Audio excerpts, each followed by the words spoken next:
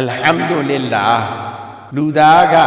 ihdinas siratal mustaqim လို့တောင်းလိုက်တဲ့အခါအလ္လာဟ်ကမိန့်တယ်ဟာသာလီအဘဒီဝလီအဘဒီမာဆာလာ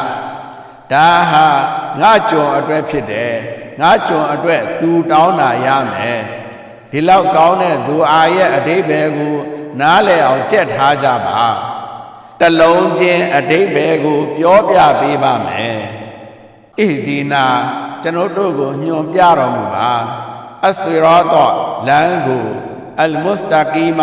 ဖြောင့်မတ်မှန်ကန်သောဣဒီနာဆွေရောတော့အလ်မုစတကီမအိုးအရှင်မြတ်ကျွန်တော်တို့ဟာဖြောင့်မတ်မှန်ကန်သောလမ်းကိုညွှန်ကြားပြသတော်မူပါကုရ်အာန်ဆူရာ1အာယတ်6စက္ကန့်တိုင်းလမ်းမှန်နေဖို့အရေးကြီးတဲ့အတွက်စိတ်ထဲမှာအမြဲတောင်းနေပါအထူးသဖြင့်နဖီလ်ဆလာတ်ဝတ်ပြုတဲ့အခါ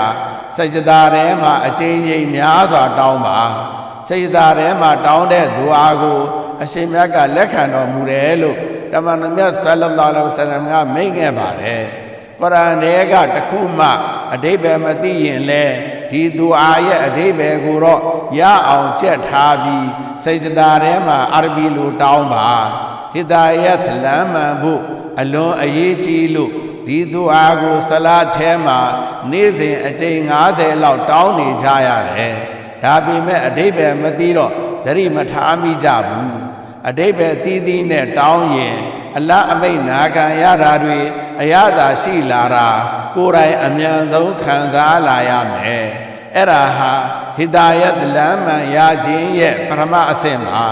အဲ့ဒီနောက်ကုရ်အာန်တအုပ်လုံးအဓိပ္ပာယ်သိအောင်အရှင်မြတ်ကလမ်းဖွင့်ပေးပါလိမ့်မယ်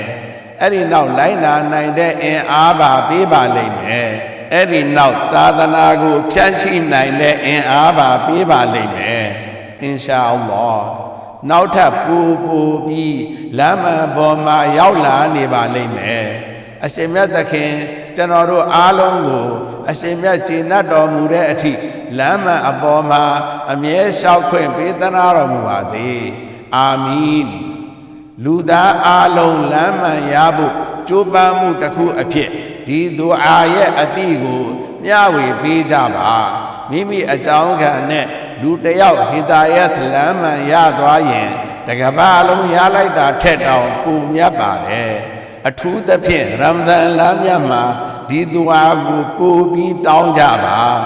အရှင်မြတ်တောဖီကပေးတော်မူပါစေအာမင်ဆရာဟာရှင်တင်မြင့်